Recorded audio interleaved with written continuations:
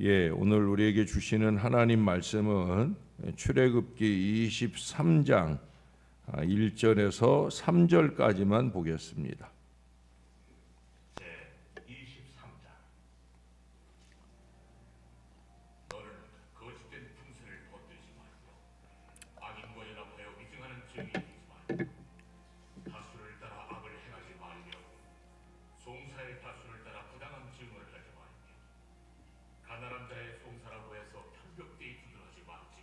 아멘.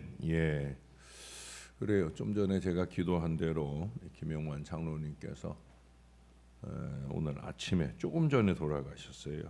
제가 어제 저녁에도 한 번 더 다녀왔는데 빠르면 어젯밤에 돌아가시지 않겠나 했는데 어젯밤 넘기시고 오늘 새벽에 돌아가셔서 내일 모레까지 장례가 이어지겠습니다.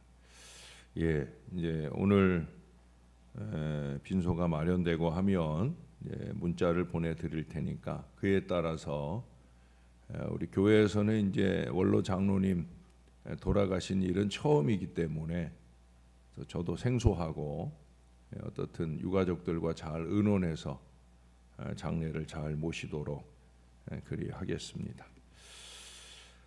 미국의 흑인 민권운동가였던 마틴 루터 킹 목사의 생애를 다룬 십자가를 지고라는 데 보면 그 당시 권력층이 갖가지 수단과 방법을 동원해서 그를 위협하고 회유하려고 상당히 애를 썼다고 합니다.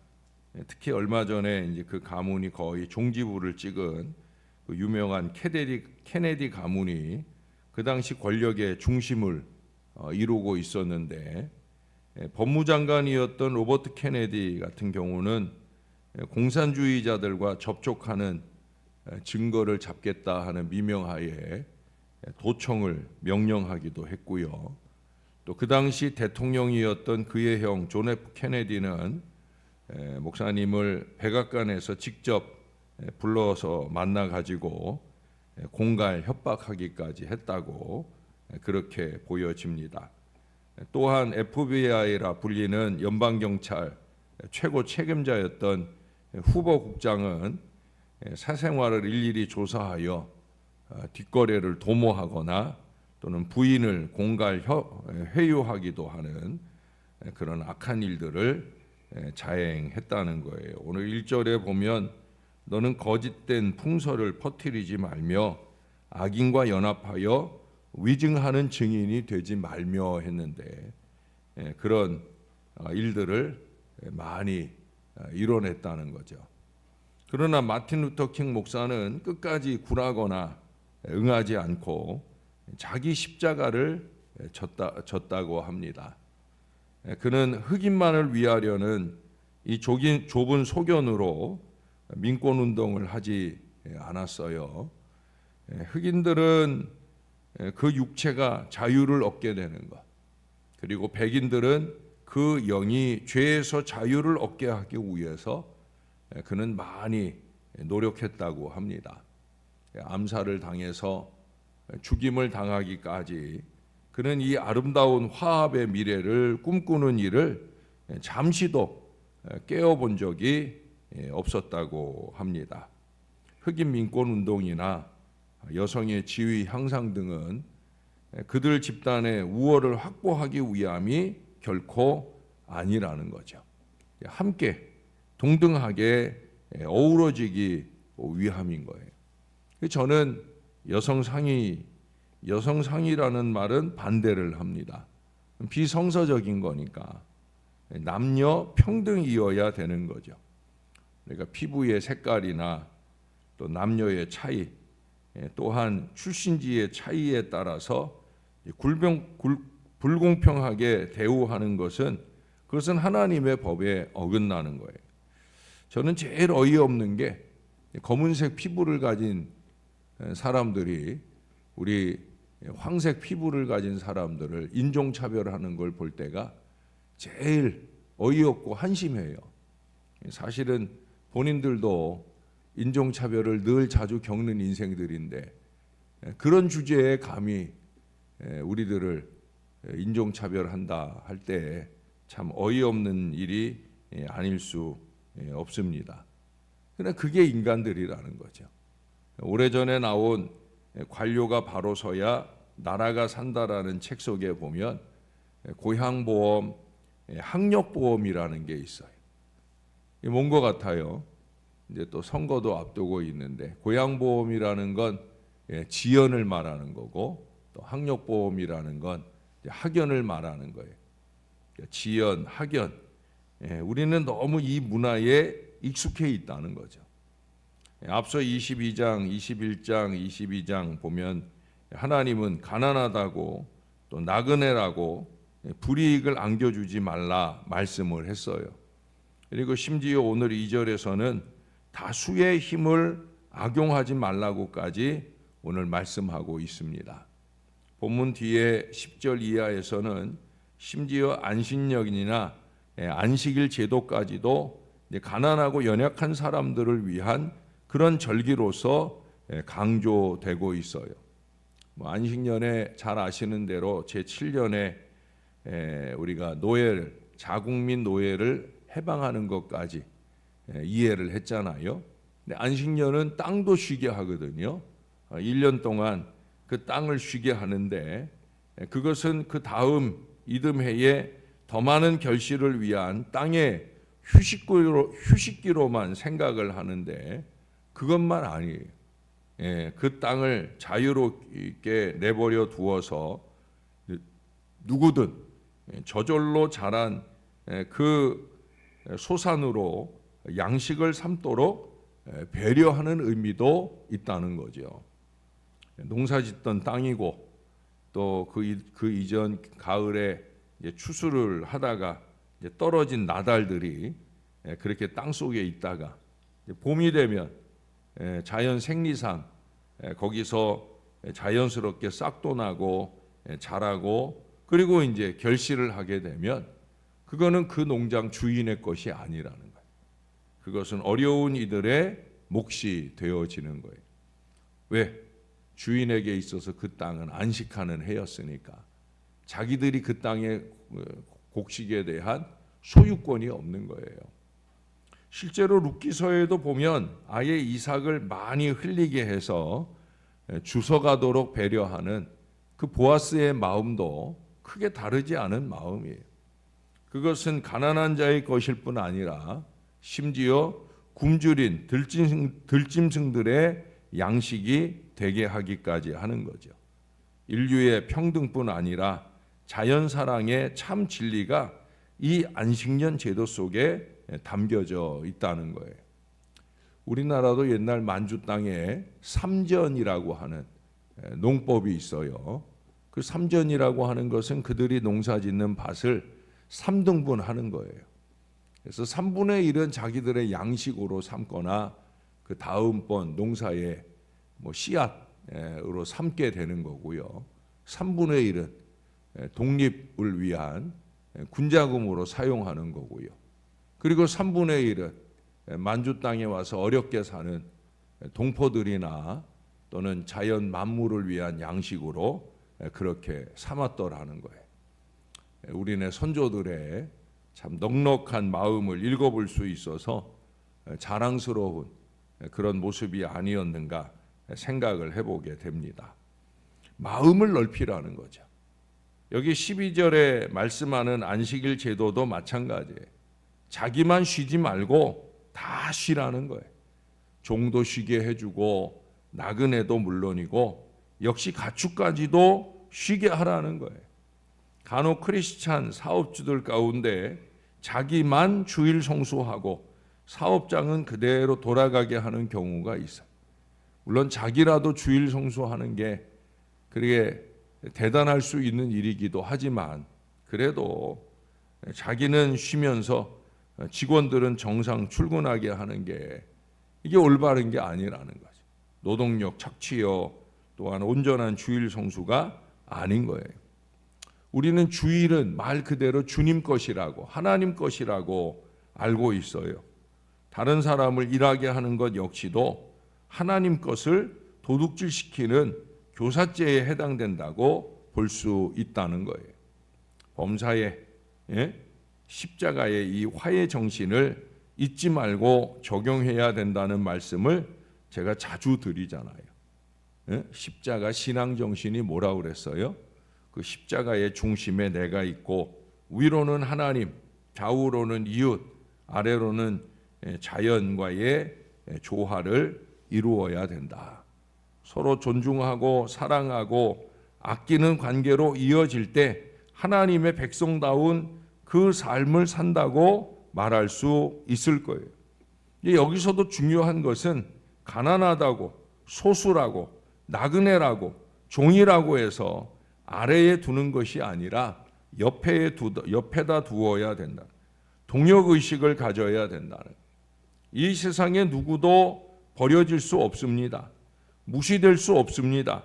하나님 앞에 다 존귀한 존재예요. 우리가 서로를 섬기는 태도로 그 인격을 존중하며 함께 어우러져 살며 위로와 격려를 아끼지 말아야 돼.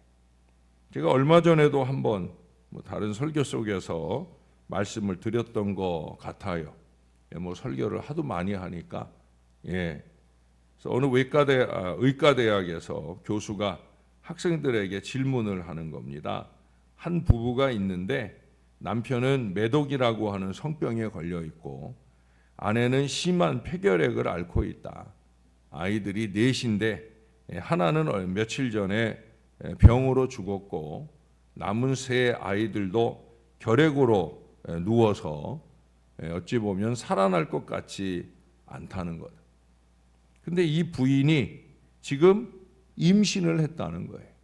자, 그러면 이 태중의 아이를 어떻게 해야 되겠느냐 하는 질문이에요. 한 학생이 자신 있게 손을 들고 낙태 수술을 해야 합니다라고 그렇게 대답을 합니다. 그때 교수님이 뭐라고 그랬다고 그랬죠? 자네는 방금 베토벤을 죽였네라고 말했다는 거예요. 이 불우한 환경 속에서 태어난 사람이 바로 베토벤이었다는 거죠. 만약에 낙태 수술을 했다면 우리는 그 엄청난 음악들을 들을 수 없을 수도 있었다는 거죠. 누구도 그가 살아온 또는 그가 택하지도 않았지만 저절로 주어진 그 환경 때문에 비교되거나 무시되거나 버려져서는 안 된다는 거예요. 끝까지 다시 한번 기회가 주어지고 권리가 주어지고 격려가 주어져야 되는 거죠. 그럴 수 있기 위해서 노력해야 되는 거예요. 수없이 많은 실망을 이어가더라도 그래도 또 한 번 더 참아줘야 되는 거죠. 공평하게, 저나 여러분들의 마음속에는 이 말이 살아 있어야 돼요. 공평하게 이 마음을 넓혀야 됩니다. 그게 거룩하게 마음을 펴는 일이에요. 우리가 마음을 펴야 누군가의 얼굴에 주름살도 펴줄 수 있고 누군가의 마음에 드리워진 그 그림자도 지워줄 수 있기 때문입니다. 그게 이제 저와 여러분의 사명이죠. 하나님께서 그 아들 예수님을 보내주셔서 그 아들 예수님을 통해 우리의 마음도 펴주시고 또 우리의 마음속 주름살도 지워주시고 그러셨으니까 또 이제 오늘부터 이어지는 장례 여정 중에도 우리는 유가족들의 마음에 드리워질 그 그림자를 지워줄 수 있는 위로의 걸음이 되어야 할 것입니다. 다시 한번 사랑의 마음 있는 곳에 하나님께서 계시도다. 위로의 마음 있는 곳에 우리 하나님께서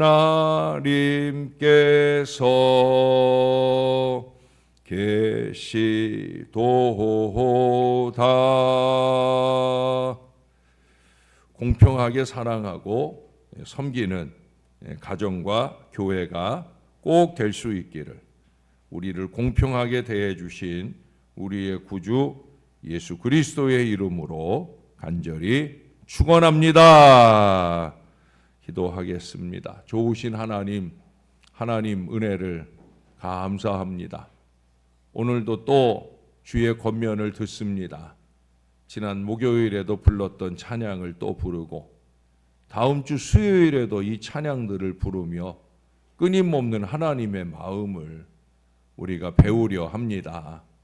사랑해라, 또 사랑해라.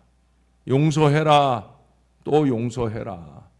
수없이 많이 격려가 필요한 인생들을 향해 마음을 넓히라고 주님이 오늘도 말씀하십니다.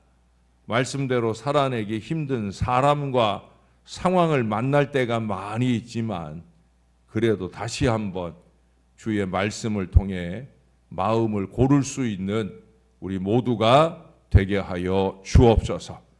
우리에게 부족한 사랑을 먼저 볼 수 있는 지혜로운 눈을 주시고 그 마음속 사랑을 거룩의 은혜로 쫙쫙 펴고 넓히게 하셔서 더 많은 사람들에게 더 넉넉한 공평과 사랑을 나눌 수 있도록 은혜를 베풀어 주옵소서. 공평하게 대하기 어려운 상황과 사람들을 만날지라도 우리의 마음을 꼭 주장해 주셔서 그 은혜 안에서 행할 수 있도록 우리를 이끌어 주시옵소서. 하나님, 누구든 이 땅에 오면 결국 죽음을 맞게 됩니다.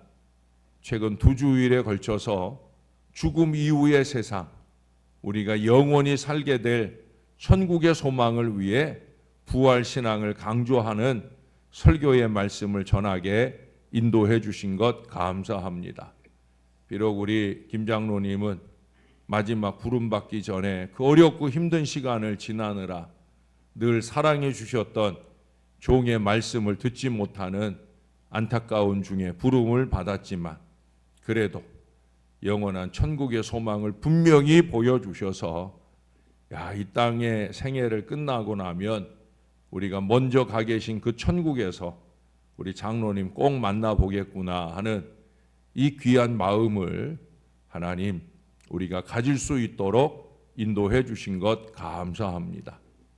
어제도 마지막 한 번 더 누군가를 기다리는 것 같다 하는 의사 선생님의 말씀을 따라 사랑하는 아들이 목사를 먼저 청하여 부른 그 은혜 속에서 우리 사랑하는 장로님 이제 마지막 예배를 드렸는데 그렇게 천국을 향한 은혜 걸음을 잘 출발하게 하신 것 너무 감사합니다. 모레까지 무리 없이 장례가 잘 진행되도록 모든 시간 주장하고 인도해 주옵소서. 누구보다 많이 우리 사랑하는 남편 우리 장로님을 사랑하셔서 장로님 입원해 계신 모든 시간 동안 날마다 하루도 빠짐없이 그 남편을 보러 다녀오신 마음이나 아내가 뻔히 그럴 줄 알기에 병원비가 싼 보훈병원을 찾아가기보다는 좀 비싸더라도 집 가까이 이대 서울병원에 계시길 원했던 장로님의 마음, 이 부부사랑의 마음을 다시 한번 도전받으며 이제 장례를 모시는 모든 시간 동안에 주님께서 우리 권사님 마음 꼭 붙들어 주셔서 힘내서 우리 장로님의 천국 걸음을 잘 모시는 은혜 여정을 지나게 인도해 주옵소서. 주님이 함께 하실 줄 믿습니다. 감사합니다. 예수님 이름으로 기도합니다. 아멘.